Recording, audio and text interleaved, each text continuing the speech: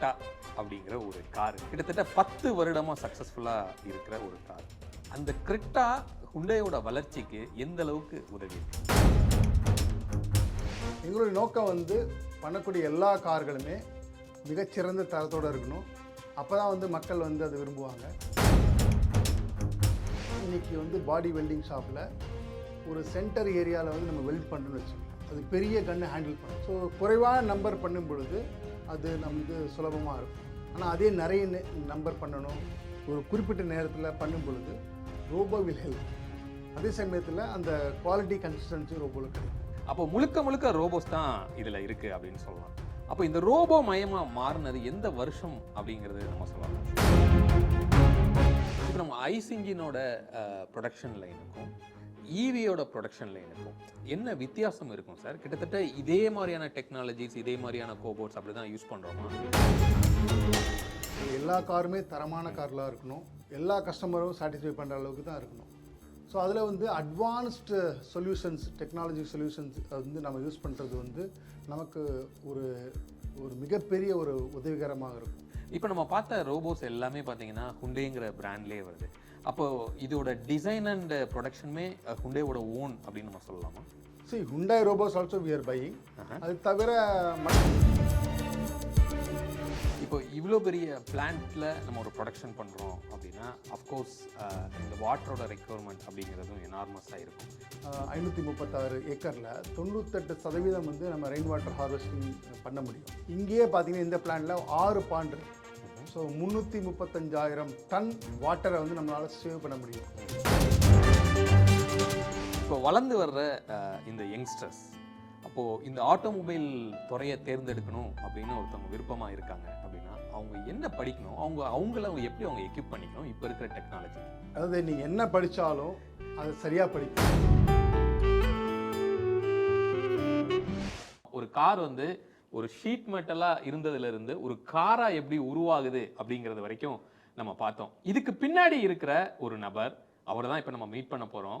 இந்த ஹுண்டே இந்த ஃபெசிலிட்டியோட whole time director cum CMO அப்படின்னு நம்ம சொல்லலாம்.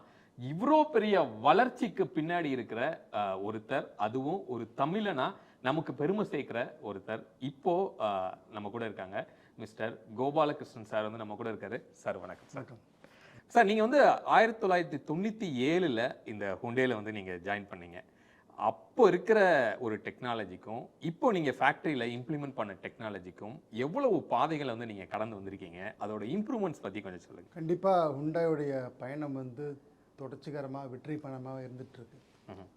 நீங்கள் பார்த்தீங்கன்னா கடந்த வருடங்களில் டெக்னாலஜியில் நிறைய முன்னேற்றங்கள் நம்ம வந்து தொடர்ச்சியாக நம்ம வந்து உபயோகப்படுத்திகிட்டு இருக்கோம்.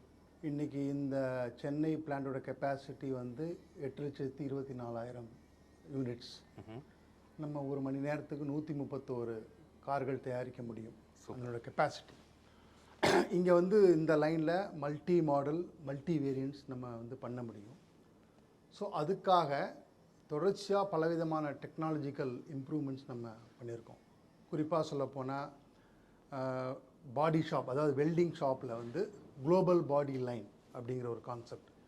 அதில் வந்து ஒரு 4 மாடல் நம்ம தொடர்ச்சியாக according to the market requirement நம்ம பண்ண முடியும்.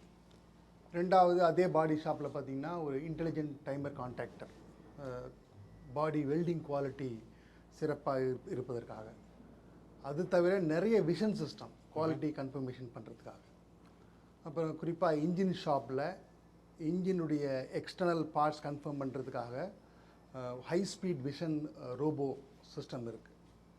அது தவிர இன்ஜின் பாகங்கள் மெஷின் பண்ணக்கூடிய லைனில் வந்து அந்த ப்ளூடூத் எனேபிள்டு மெஷரிங் சிஸ்டம் அதுவும் இருக்குது. அது தவிர நம்ம வந்து கடந்த 2 வருஷங்களுக்கு முன்பாக அசம்பிளி ஷாப்பில் கார் எக்ஸ்டர்னல் பார்ட்ஸை கன்ஃபார்ம் பண்ணுறதுக்காக ஏஐ பேஸ்ட் ஒரு விஷன் சிஸ்டம், கன்ஃபர்மேஷன் சிஸ்டம் நம்ம இம்ப்ளிமெண்ட் பண்ணியிருக்கோம். ஸோ தொடர்ச்சியாக நிறைய டெக்னாலஜிக்கல் சொல்யூஷன்ஸ் வந்து நம்ம இம்ப்ளிமெண்ட் பண்ணியிருக்கோம். அதனால தான் வந்து மல்டி மாடல், மல்டி வேரியன்ட்ஸ் கன்சிஸ்டண்ட்டாக தரமாக நம்மளால் வந்து டொமஸ்டிக்கும் சரி, அதே சமயத்தில் எக்ஸ்போர்ட் மார்க்கெட்டுக்கும் நம்ம வந்து கொடுக்க முடியுது. இப்போ நாங்கள் ஃபேக்டரியை ஜஸ்ட் பார்த்துட்டு தான் இங்கே வந்து உட்காந்துருக்கோம் சார். பயங்கர வியப்பாக இருந்தது. அப்போ முழுக்க முழுக்க ரோபோஸ் தான் இதில் இருக்குது அப்படின்னு சொல்லலாம். அப்போ இந்த ரோபோ மயமாக மாறினது எந்த வருஷம் அப்படிங்கிறது நம்ம சொல்லலாம் சார்? ஆக்சுவலாக வந்து ரோபோ மயமா அப்படின்னு பார்த்தீங்கன்னா, ஒன்று வந்து நம்முடைய வால்யூம், ரெண்டாவது கன்சிஸ்டன்சி, அது ரெண்டும் நம்ம கீ. இப்போ தொடர்ச்சியாக நம்முடைய சேல்ஸ் இன்க்ரீஸ் ஆகும் பொழுது, உற்பத்தி இன்க்ரீஸ் ஆகும் பொழுது நம்ம வந்து ஆட்டோமேஷன் பண்ணுறோம். ரெண்டாவது எந்த இடத்துல நமக்கு ஒரு கன்சிஸ்டன்சி தேவையோ, குவாலிட்டி நமக்கு ரொம்ப முக்கியமாக இருக்கிறதோ, அந்த இடத்துல வந்து நம்ம ஆட்டோமேட் பண்ணுறோம். மெயினாக வந்து மேனுவல் ஜாபில் ஒரு ஃபெட்டிக் இருக்குது, ஒரு வேலைப்பளு இருக்குது அப்படிங்கும் பொழுது, ரெண்டாவது கன்சிஸ்டண்ட்டாக பண்ண முடியாது அப்படிங்கும் பொழுது நம்ம ஆட்டோமேஷன் போகிறோம்.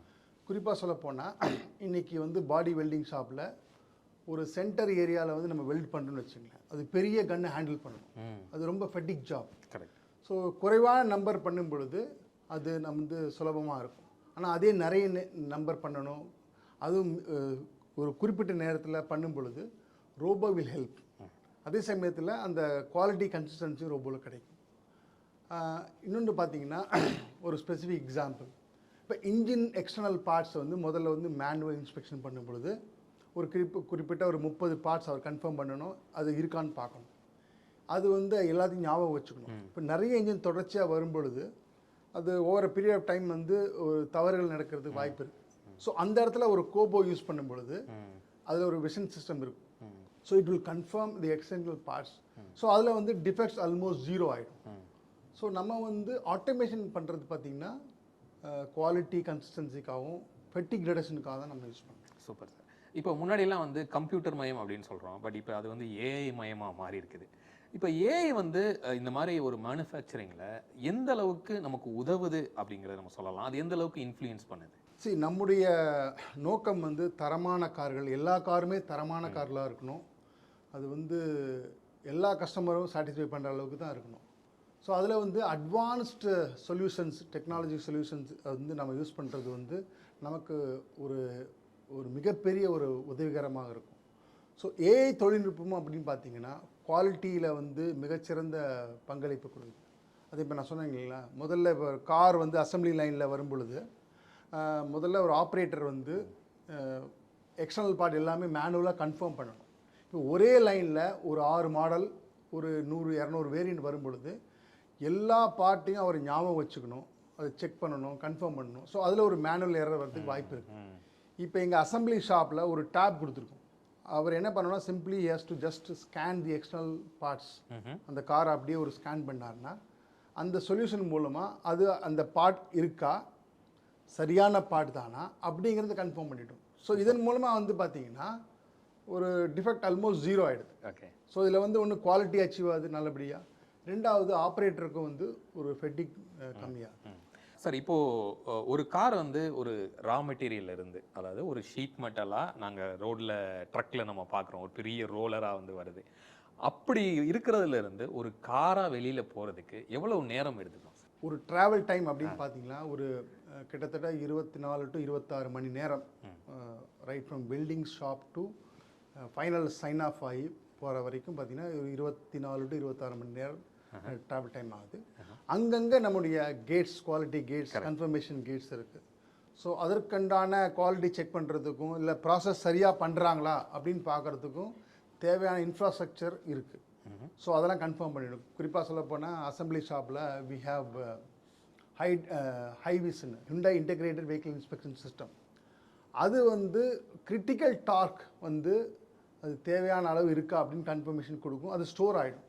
எல்லா டார்க்கும் ஓகே ஆனதாக வெஹிக்கிள் வந்து கரெக்டாக ஓகே ஆகி சைன் ஆகும். ஓகே. இப்போ நீங்கள் 97ல் நீங்கள் ஜாயின் பண்ணும்போது நான் கேட்ட இதே கொஸ்டின், லைக் ஒரு ரா மெட்டீரியல்லேருந்து ஒரு காரை உருவாகிறதுக்கு எவ்வளவு நேரம் இருந்தது, இப்போ அது இம்ப்ரூவ் ஆகி நம்ம 24லேருந்து 26 மணி நேரம் சொல்கிறோம். அப்போ அது அப்போ எவ்வளோவா இருந்திருக்கும் சார்? சரி, அதான் சைக்கிள் டைம் பார்த்தீங்கன்னா இன்றைக்கி வந்து லெஸ் தென் 28 செகண்ட்ஸ் ஒரு கார். ஓ, ஓகே. அன்றைக்கி வந்து க்ளோஸ் டு 240 செகண்ட்ஸ் அப்படிங்கிறது. ஸோ நம்ம யூபிஎச்சும் கன்சிஸ்டண்ட்டாக நம்ம இன்க்ரீஸ் பண்ணியிருக்கோம். சூப்பர். இப்போ நம்ம பார்த்த ரோபோஸ் எல்லாமே பார்த்தீங்கன்னா ஹுண்டேங்கிற பிராண்ட்லேயே வருது. அப்போது இதோட டிசைன் அண்ட் ப்ரொடக்ஷனுமே ஹுண்டேவோட ஓன் அப்படின்னு நம்ம சொல்லலாமா? Hyundai robots also we are buying. அது தவிர மற்றும் சில ஒரு ஸ்பெஷலைஸ்ட் ரோபோஸ் அவங்க கிட்ட இருந்து நம்ம வாங்குறோம். ஓகே. இப்போ நம்ம ஐஸ் இன்ஜினோட ப்ரொடக்ஷன் லைனுக்கும் ஈவியோட ப்ரொடக்ஷன் லைனுக்கும் என்ன வித்தியாசம் இருக்கும் சார்? கிட்டத்தட்ட இதே மாதிரியான டெக்னாலஜிஸ், இதே மாதிரியான கோபோட்ஸ் அப்படி தான் யூஸ் பண்ணுறோமா, இல்லை அதில் டெக்னாலஜி லிமிடேஷன்ஸ் இல்லை ஏதாவது ரெஸ்ட்ரிக்ஷன்ஸ் அப்படின்னு ஏதாவது இருக்குங்களா? நம்முடைய நோக்கம் வந்து இந்த லைனை வந்து multi model multi variant line. So இந்த ஃபேக்ட்ரியில் வந்து ஒரே லைனில் ஐஸும் பண்ணுறோம், ஈவியும் பண்ணுறோம். சூப்பர். ஸோ இந்த நோக்கத்தை நம்ம வச்சுட்டு கரெக்டாக ப்ராசஸ் பிளான் பண்ணி அந்த ப்ராசஸை கரெக்டாக டிஃபைன் பண்ணி என்ன தேவையான எக்யூப்மெண்ட்ஸு எந்த மாதிரியான பார்ட் ஃபிக்ஸ் பண்ணுறதுக்கு அந்த ஸ்டேஷனை கரெக்டாக லைன் பேலன்ஸ் பண்ணால் நமக்கு தேவையான எஃபிஷியன்சியும் தேவையான டைம்லையும் அவுட்புட் கரெக்டாக கிடைச்சிரும். ஸோ இஃப் அதை வந்து கரெக்டாக நீங்கள் ப்ராசஸ் பிளான் பண்ணியிருக்கணும், என்ன விதமான எக்யூப்மெண்ட் எங்கே இன்ஸ்டால் பண்ணணும், அந்த டைமுக்குள்ளே நீங்கள் கரெக்டாக பேலன்ஸ் பண்ணிட்டீங்கன்னா ஒரே லைனில் நீங்கள் ஐஸும் பண்ணலாம், ஈவியும் பண்ணலாம். இப்போ நம்ம வந்து இந்த ப்ரொடக்ஷன் லைனில் நீங்கள் எல்லா வேரியன்ட்ஸ் எல்லா மாடல்ஸும் நம்ம ஒரே லைனில் போகிறத நம்மளால் பார்க்க முடியுது. அப்போது இந்த செட்டிங் டைம் அப்படின்னு முன்னாடிலாம் சொல்லுவோம், லைக் ஒரு மெக்கானிக்கல் சிஸ்டமாக இருக்குது, ஒரு மிஷினாக இருக்குது அப்படின்னா ஒரு டைப் ஆஃப் மாடலுக்கும் இன்னொருக்கு மாற்றுறதுக்கு செட்டிங் டைம்னு கொஞ்சம் இருக்கும் அப்படின்னு. இப்போ அது எல்லாமே நம்ம இங்கே பார்க்க முடியறதில்ல. இஷ்டத்துக்கு மாடல்ஸ் மாறி மாறி வருது. பட் இருந்தாலும் ப்ரொடக்ஷனில் எந்த ஃப்ளாவும் இல்லாமல் மூவ் ஆகுது. அதுக்கு என்ன காரணமாக இருக்கும் சார்? ரெண்டு வித காரணம்னு சொல்கிறேன். ஆக்சுவலாக பார்த்தீங்கன்னா ஒன்று வந்து குளோபல் பாடி லைன், அது நான் ஸ்பெசிஃபிக்காக சொல்கிறேன். இப்போ அந்த குளோபல் பாடி லைனில் என்ன பெரிய அட்வான்டேஜ் அப்படின்னா ஒரே லைனில் 4 மாடல் பண்ணலாம், ரைட்டுங்களா? இப்போ 4 மாடலாக 4 மாடலுக்கு உண்டான கேரியர் இருக்கும், ஓகேங்களா? இப்போ உங்களுக்கு ஒரு பர்டிகுலர் டைமில் உங்களுக்கு ஒரு பர்டிகுலர் மாடல் நிறைய வேணும் அப்படின்னா அந்த கேரியர் இன்க்ரீஸ் பண்ணால் போதும். இல்லை நீங்கள் வந்து ஒரு புது மாடல் இன்ட்ரடியூஸ் பண்ணணும் அப்படின்னா அந்த கேரியரை வெளியே எடுத்துட்டு இந்த புது மாடல் கேரியரை போட்டு நீங்கள் அந்த ரோபோ டீச் பண்ணிடலாம். ஸோ இதன் மூலமாக அந்த quick model change over time இருக்குல்ல, அது ரொம்ப கம்மியாகிடுது. ரெண்டாவது, நம்மகிட்ட ஒரு ஸ்ட்ராங் ஹெச்எம்சி மேனுஃபேக்சரிங் ப்ராக்டிசஸ் இருக்குது. எல்லாத்துக்கும் ஒரு ப்ரோட்டோகால் இருக்குது, right from the design stage, pilot stage, start up production stage. So எல்லாத்துலேயும் ஒரு ஸ்ட்ரக்சர்டு அப்ரோச் இருக்குது. ஸோ எல்லா கேட்லேயும் கரெக்டாக எவாலுவேட் பண்ணி அதை வேலிடேட் பண்ணி போனதுக்கு அப்புறம் தான் ஓகே ஆனதுக்கப்புறம் தான் நெக்ஸ்ட் ஸ்டேஜே போகும். இன்னொன்று பார்த்தீங்கன்னா நம்ம ரீசெண்டாக டெக்னாலஜி நல்லா யூஸ் பண்ணுறோம். ஒன்று டிபி அப்படின்னு, அது டிஜிட்டல் ப்ரீ அசம்பிளி. நீங்கள் டிஜிட்டல் ப்ரீ அசம்பிளி மூலமாகவே லான்ச் பண்ணுறதுக்கு முன்னாடியே என்னெல்லாம் பாட்டில் நெக் வரும் அப்படிங்கிறத நீங்கள் வந்து ஆஃபீஸ்லேயே ஒரு கம்ப்யூட்டர் மூலமாக நீங்கள் எங்கெல்லாம் வந்து அது பொட்டென்ஷியல் ட்ரபிள்ஸ் கொடுக்குன்னு முதலே பார்த்துடலாம். ஸோ இதன் மூலமாக என்னென்னா வரக்கூடிய தடங்களுக்கு முதலே தெரிஞ்சிருது. அதுக்கேற்றாப்புல நீங்கள் கன்வேயரையோ இல்லை இந்த எக்யூப்மெண்ட்டோ இல்லை ஃபெசிலிட்டியோ நீங்கள் மாடிஃபை பண்ணும்பொழுது ட்ரையல் டைமில் மைனர் அட்ஜஸ்ட்மெண்ட் பண்ணால் போதும். ரெண்டாவது, நம்ம டிசைன் பண்ணும்போதே எல்லாத்தையும் கன்சிடர் பண்ணி ஃப்யூச்சர் சேஞ்சஸையும் நம்ம அக்காமடேட் பண்ணி அதை ஈஸியாக சேஞ்ச் பண்ணுற அளவுக்கு நம்ம அந்த ஃபிக்சரையோ ஜிக்கையோ டிசைன் பண்ணும் பொழுது அது வரக்கூடிய புது மாடல் லான்ச் டைமும் சரி இல்லை வேறு ஏதாவது சேஞ்ச் பண்ணலாலும் சரி அது சுலபமாகவும் ரொம்ப ஷார்ட்டான டைம்லேயும் பண்ணுறதுக்கு ஹெல்ப் பண்ணுது. இப்போது நம்ம புது ஒரு காரோ இல்லை ஒரு ஃபேஸ் லிஃப்ட் அப்படின்னு சொல்லி நமக்கு மெக்கானிக்கலாகவே கொஞ்சம் சேஞ்சஸோடு வருது அப்படின்னா அதை ஒரு ப்ரொடக்ஷன் லைனில் இம்ப்ளிமெண்ட் பண்ணுறதுக்கு எவ்வளோ காலம் எடுத்துக்கணும்? சரி, அது வந்து எப்படின்னா இது வந்து ஒரு ப்ராசஸ் தான். அது இப்போ ஒரு ஃபேஸ் லிஃப்ட்டோ இல்லை புது மாடலோ அப்படின்னா அது வந்து என்னெல்லாம் பார்ட் வருது, ஓகேங்களா? அதை அந்த இப்போ லைன் அது வந்து கரெக்டாக பேலன்ஸ் பண்ணணும். இந்த பார்ட்டை எங்கே ஃபிக்ஸ் பண்ணலாம், எந்த ஸ்டேஷனில் ஃபிக்ஸ் பண்ணலாம், அது எவ்வளோ டைம் ஆகும், அது வந்து எல்லாமே ஒரு strong HMC manufacturing engineering standard படி இருக்குது.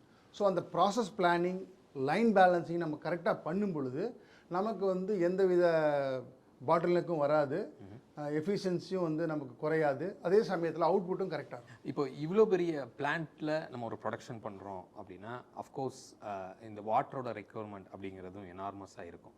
அப்போது இந்த ஃபெசிலிட்டியில் அந்த ரெக்யர்மெண்ட்டை ஃபுல்ஃபில் பண்ணுறதுக்கு என்ன மாதிரியான ஏற்பாடுகள் வந்து? வாட்டர் கண்டிப்பாக தேவை. தொடர்ச்சியாக வந்து வாட்டர் கன்சம்ஷன் ரிடக்ஷன் நாங்கள் பண்ணிகிட்டே தான் இருக்கோம், நிறைய விஷயங்கள்.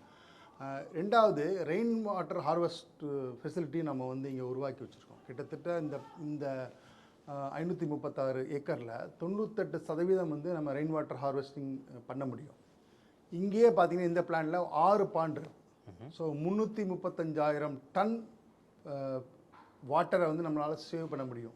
அது வந்து கிட்டத்தட்ட 100லேருந்து 120 நாளுக்கு எங்களுடைய வாட்டர் தேவையை அது நம்ம வந்து தரக்கூடிய அளவுக்கு நம்ம கெப்பாசிட்டி இருக்குது.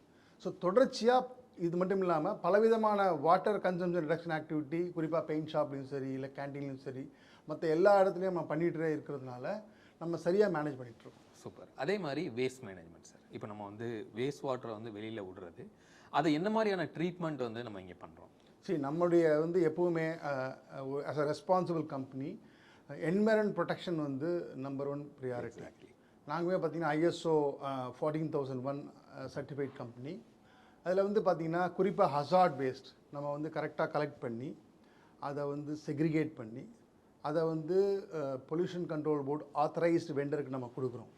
அவங்க அதை வாங்கி என்ன பண்ணுறாங்கன்னா அதை ரீப்ராசஸ் பண்ணி இல்லை ப்ராசஸ் பண்ணி அதை வந்து ரீயூஸ் பண்ணுறாங்க. குறிப்பாக சிமெண்ட் இண்டஸ்ட்ரிக்கு அவங்க சப்ளை பண்ணுறாங்க. ஜென்ரல் வேஸ்ட்டையும் அகைன் வந்து பார்த்திங்கன்னா நம்ம வந்து கரெக்டான முறையில் கலெக்ட் பண்ணுறோம், செக்ரிகேட் பண்ணுறோம். அது வந்து ஆத்தரைஸ்டு டீலருக்கு நம்ம வந்து கொடுக்குறோம்.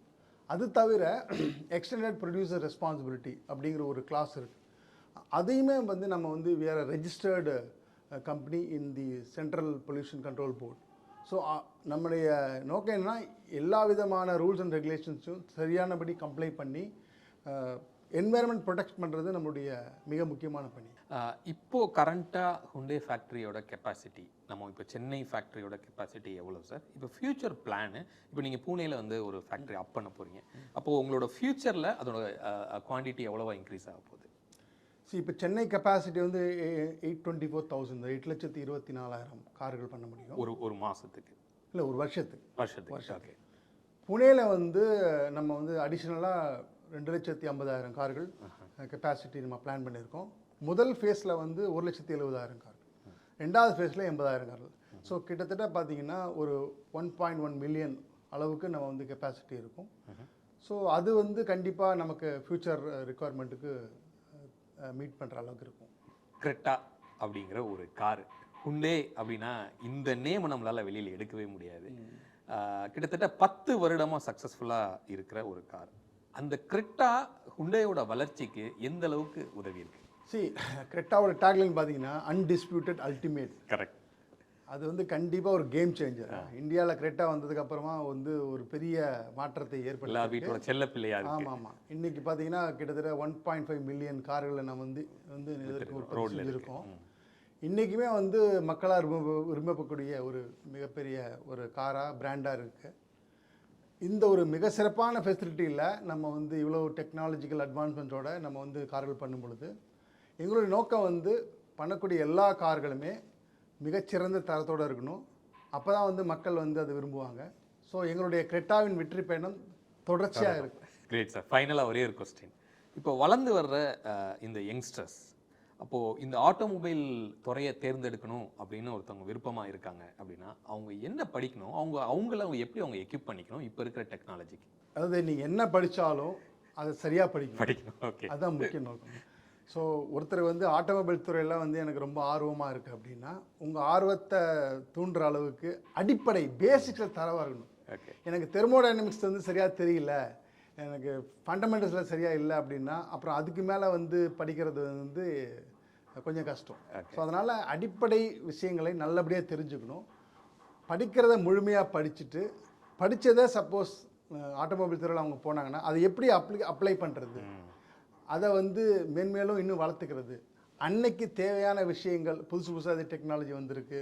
ஃபார் எக்ஸாம்பிள் இன்றைக்கி வந்து டேட்டா அனலிட்டிக்ஸ் இல்லை மிஷின் லேர்னிங் இல்லை டீப் லேர்னிங்கில் வந்து எனக்கு வந்து புதுசான நிறைய சொல்யூஷன் கிடைக்குது அப்படின்னா அந்த விஷயங்களை நான் எப்படி கற்றுப்பேன். ஸோ நாளைக்கு நான் வந்து இப்போ ஒரு ப்ரொஃபஷ்னலாக மாறும் பொழுது எங்கிட்ட கொடுக்கக்கூடிய ப்ராப்ளத்துக்கு இந்த அட்வான்ஸ் டெக்னாலஜி மூலமாக நான் கற்றுக்கிட்ட விஷயம் மூலமாக சரியானபடி தீர்வு சொல்லும்போது தான் என்னுடைய மதிப்பு கூடுது. ஸோ லைஃப்பில் என்றைக்குமே நம்ம வந்து எப்படி அடுத்தவருடைய வேல்யூ இம்ப்ரூவ் பண்ணும்போது தான் நம்முடைய மதிப்பு கூடுது. நீங்கள் என்ன வேணால் இருக்கலாம், நீங்கள் இன்ஜினியராக இருக்கலாம், இல்லை பிபியாக இருக்கலாம், எம்டிஏ கூட இருக்கலாம். So the point is how you are adding value to the others. So ஒரு இன்ஜினியராக நீங்கள் சரியானபடி தீர்வு சொன்னால் மட்டுமே நீங்கள் வந்து ஒரு வெற்றிகரமான பாதையை நோக்கி பயணம் பண்ணும். இப்போ ஹுண்டே வந்து இந்த மாதிரியான யங்ஸ்டர்ஸ்க்கு ஒரு வாய்ப்பு கொடுக்கணும் அப்படின்னா இந்த இன்டர்ன்ஷிப்பாக இருக்கலாம், இல்லை அப்ரெண்டிஸ்ஷிப்பாக இருக்கலாம், இந்த மாதிரி விஷயங்கள் எந்த அளவுக்கு முன்னெடுத்து வைக்கிறது நம்ம பார்க்கலாம்? கண்டிப்பாக எங்களுடைய பீப்புள் இனிஷியேட்டிவ்ஸ்லாம் வந்து நாங்கள் நிறைய விஷயங்கள் பண்ணிகிட்ருக்கோம்.